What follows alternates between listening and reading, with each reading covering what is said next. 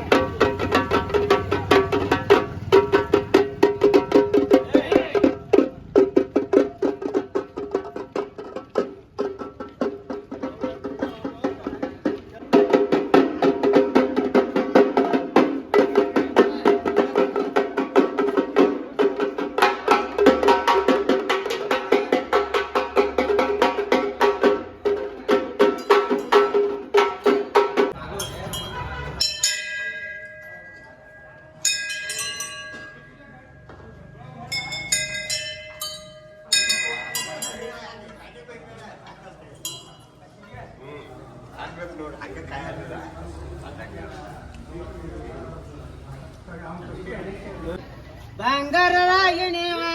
ಬಸವಣ್ಣ ಬರುವಾಗ ಹೊಂದಿಸಿ ಕೈಯ ಮಗದೀಣ